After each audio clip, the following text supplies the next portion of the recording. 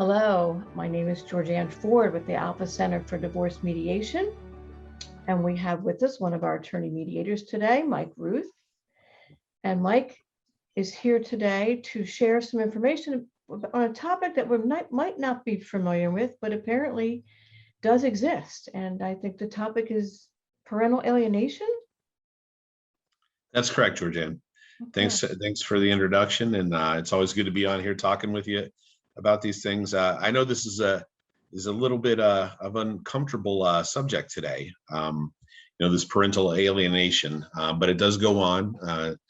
Pretty common in these divorce situations, especially after an adversarial divorce that was litigated in court. The parties probably don't like each other too much at this time. They didn't exactly get what they wanted from the judge, and now they're going to try to use the children to inflict more harm, and that's really what this is about. This parental alienation, some people compare this to child abuse. Put it along the same lines. It's just, the thing is that we don't see it. It kind of goes on behind the scenes. So what is parental alienation exactly? Well, basically, it's one parent doing their best to alienate the other parent by talking badly about them, convincing the kids that they're better off with them. And basically, it causes the children to reject the bond that they have with the alienated parent, and just form that attachment only with the parent that's saying these things. This, if done, at an early stage, some of these children are affected all the way into adulthood.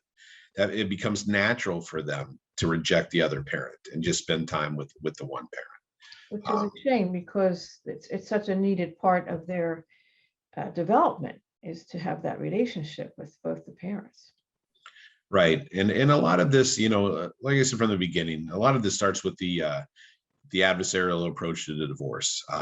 I know we spend a lot of time talking about the benefits of our mediation program.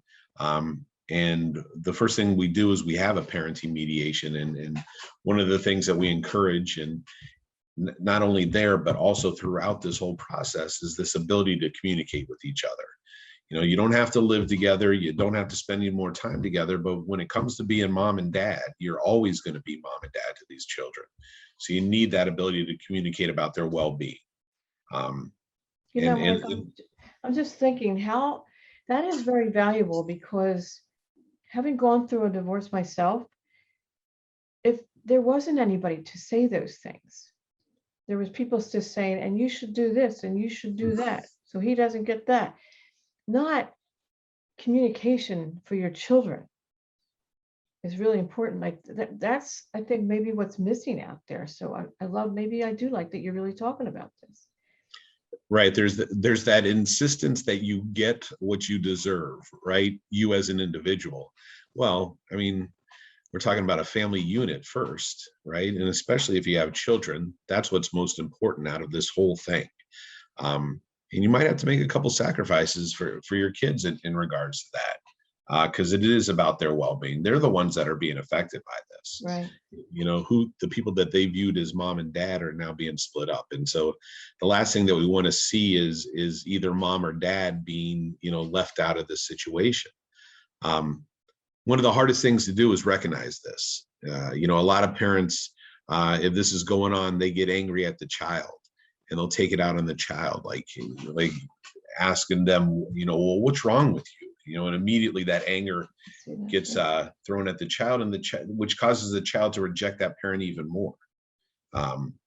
So the best thing to do is to try to emphasize. We can use the word love in this. Try to be love. Show some love. Have some tolerance for the child. They are in a very confusing situation, and going back to that communication, you need to talk to the other parent and have a conversation about what's going on. Are there signs to show that there's, because we wouldn't know if we're being alienated? How would I know? Well, I would say one of the first signs would be that they no longer want to come over to your place when it's you know, according to the custody schedule. Okay. Or maybe if you're supposed to go out to dinner on a certain night, they no longer want to go out to dinner with you. Or when they're at your residence, they spend a lot of time alone, you know, in their bedroom, just trying to avoid you. You know, anything that's going to be out of the norm for your children, there's probably something going on in the background that's causing them to behave that way. And we have to be careful too, because we don't want to provoke the other parent as well. So we don't want to just immediately accuse them. And, you know, I'll continue to do this. I'll continue to come back to this word communication, because, you know, that's the time where you need to sit down and say, hey, I noticed, you know, Johnny was behaving a little bit differently. Have you noticed the same thing? Are you seeing the same things that I'm seeing? And work together on trying to figure out what's exactly is happening. So if in fact that communication is not there, which I'm guessing happens, you know, or you do open up some of that communication, what are some of the alternative treatments for? Well, you know, at the end of the day, if this has been going on, if one parent really has been trying to cause this harm, then you're going to need to go out and get professional help, because at that point the child has been affected, and you need to sit down and get some professional help and work through that together. You know, this is not an easy subject. Right. I'm just thinking, okay, so move it from litigation to a mediation situation. How often would, because you're really guiding people towards co-parenting in that situation, does this still exist, or does it exist less? What have you seen? I think it definitely exists to a lesser effect if you do use mediation for your divorce, just because mediation requires communication, so you already get in the practice of talking to each other about these important things.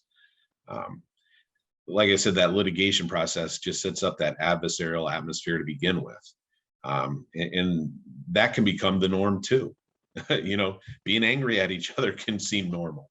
You know, with mediation, we're trying to provide a path so you guys can continue to operate as a family, right? You can still continue to be mom and dad. You know, I know I said at the beginning, you don't exactly have to be together, but for the children, you still need to play those roles in their lives, and it's important that they have both of you. You know, not just one.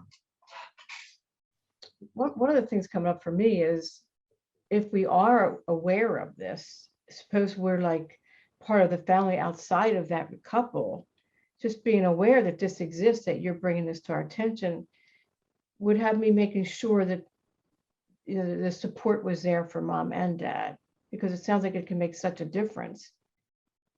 So if I'm an aunt or I'm a grandmother, whatever, I think that could be helpful. I think it could be helpful, Georgianne, and I see where you're coming from with that. My only worry is that, you know, I know in these kind of situations that sometimes families pick sides. Right. In fact, I just got an email today from a couple that I helped get a no-fault divorce, right, and put an emphasis on the no fault. So it doesn't matter who's plaintiff or who's defendant, but now his family's upset that he was listed as plaintiff on the decree, because they think that you know, means something. So I got you. You know, they don't always understand, and I think, like, and sometimes our family wants to think that, you know, with whatever side that they're on, that they're the one that's right. So right.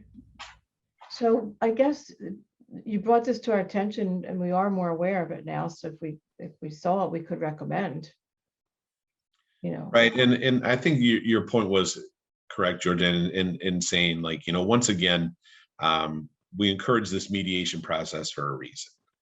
We're really trying to eliminate any of these harmful adversarial approaches that are created by these court battles, and really these court battles a lot of the time aren't about the children. It's more of a financial thing.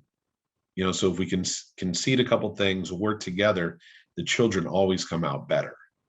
And I haven't seen any studies, but I do believe, regardless of that, that mediation does create a better environment for families to be able to move forward from this. That definitely stands out. I think it makes a lot of sense. Yeah. Well, this was a really touchy, this was not a good topic, but it's something that's really important for us to be aware of. Right. Yeah. Is there anything else that you want to end with about that, or? Once again, I'll say communication, Georgianne. All right. It starts there. One of the I know a lot of times couples ask me, what works? What do we have to do to make this work? And my answer to that is I don't have any magic sprinkles for you guys, but if you're able to talk to each other, then this is going to work. And it's going to be a better ending and a future for everybody. Right. Yeah. Well, thanks for coming on. Thanks for sharing this topic and educating us about it. And we look forward to you coming back again. Sounds good. If any of you would like to talk to Mike, have questions about mediation, would like to talk to one of our attorney mediators, please call us at 1-800-310-9085. No matter what the question, we're happy to answer it.